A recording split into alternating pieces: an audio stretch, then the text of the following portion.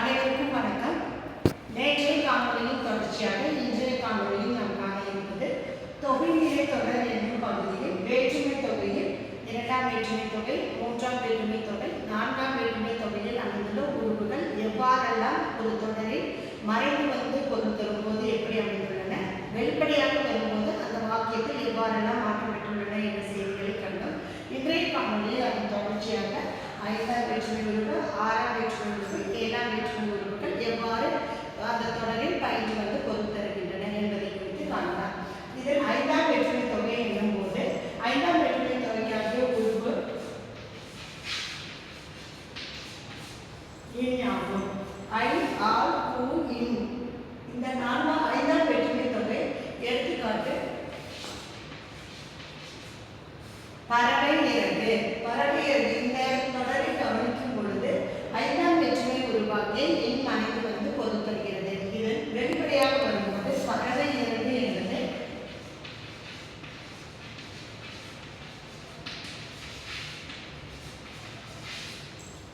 பறவையின் இறகு என மாறி, அதாவது தொடர் மாறி ஐந்தாம் வேற்றுமை உருவு வெளிப்படையாக அமைந்துள்ளதை காணலாம். பறவை இறகு என்பது பறவையின் இறகு என வெளிப்படையாக அமைந்துள்ளதை, அதாவது உருவு வெளிப்படையாக அமைந்து வந்துள்ளதை காண முடிகிறது. அடுத்ததாக ஆறாம் வேற்றுமை தொகையின் உருவாகாது.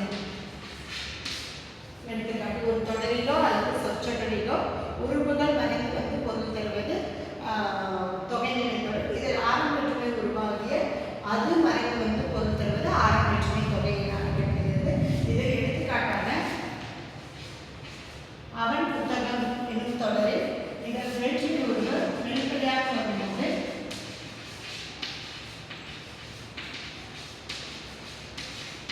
அவனது புத்தகம் என பொருள் மாறி உருவாகுவது வெளிப்படையாக அமைந்துள்ளதை காண முடிகிறது. இதே போல அவன் பேனா, அவனது பேனா, அவன் வீடு, அவனது வீடு என ஒவ்வொரு தொடரிலும் உறுப்புகள் மறைந்து வந்து பொருள் தரும்போது பிழை இல்லாமலும் வெளிப்படையாக வந்து பொருள் தரும்போது பிழை இல்லாமல் அமைவதையும் மொழியில் காண முடிகிறது. இது தமிழ் மொழிக்கு உரிய சிறப்பாக அமைகிறது.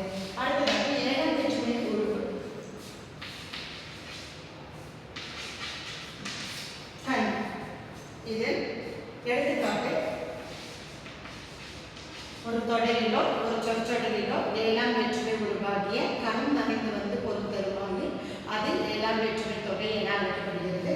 இதில் அறிவு தெரிந்தால் என்னும் இந்த தொடரை கவனிக்கும் போது அதாவது உருவ மறைந்து வந்து பொருள் தந்துள்ளது. இப்பொழுது உருவ வெளிப்படையாக வரும்போது அறிவு திறந்தான் என்பது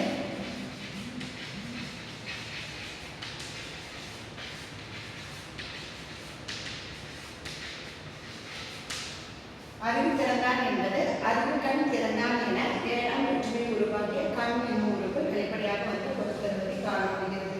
இதே போல் அவன் சென்றான் என்பதில் அவன் கண் சென்றான், அவன் இடத்து சென்றான், கண் என்னும் சொல்லானது இங்கே இடத்து என்னும் பொருளில் பொருள் தருவதை காண முடிகிறது. இவ்வாறாக தொகைநிலை தொடரில் வேற்றுமை தொகை என்னும் இந்த தலைப்பில் வேற்றுமை உறுப்புகள் ஐ, ஆர், கு, இன், அது, கண் என்னும் 6 உறுப்புகள் பெயர் மற்றும் அதாவது முதல் வேற்றுமை உறுப்புக்கும் எட்டாம் வேற்றுமை உறுப்புக்கும் உறுப்புகள் இல்லாத மீதி இருக்கக்கூடிய 6 உறுப்புகள் ஒரு தொடரில் எவ்வாறு பயின்று வந்து பொருள் தருகிறது என்பதை குறித்து கண்டோம். அதற்கு அடுத்தபடியாக தொகைநிலை தொடரில் இரண்டாவதாக நாம் பார்க்கக்கூடியது வினைத்தொகை.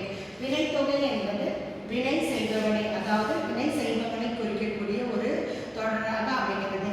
அதில் ஏதோ ஒன்று மறைந்து வந்து தொகை என்னும் சொல்லிட்டு மறைதல் என்னும் பொருள். இந்த வினையில் தொகையானது அதாவது செய்யக்கூடிய அந்த செயல் மறைந்து வந்து பொருள் தரும்போது அது வினைத்தொகை என அழைக்கப்படுகிறது. எடுத்துக்காட்டாக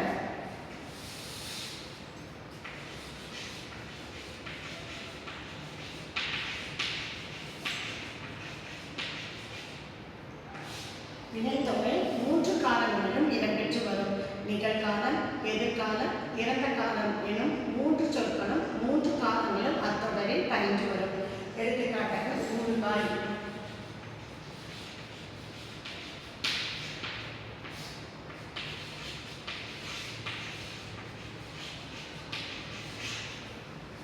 இந்த 2 சொற்களை காணும்போது நிகழ்காலம், இறந்த காலம், எதிர்காலம் இது 3 பயின்று வந்து பொருள் தருவது வினைத்தொகை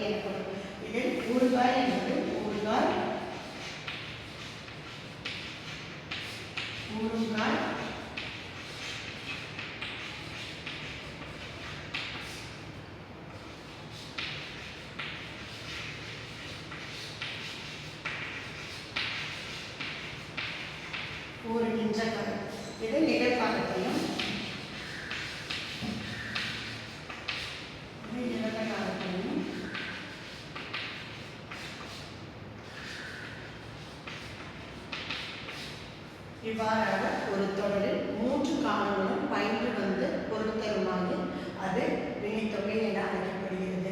இது மற்றொரு எடுத்துக்காட்டாக சுடுசோறு என்பது சுடுசோறு, சுடும் சோறு, சுடுகின்ற சோறு என வினைத்தொகையில் 3 காலங்களும் இடப்பட்டு அமைவதால் இது வினைத்தொகை என அழைக்கப்படுகிறது. இதன் தொடர்ச்சியை அடுத்த காணொலியில் காணலாம். நன்றி, வணக்கம்.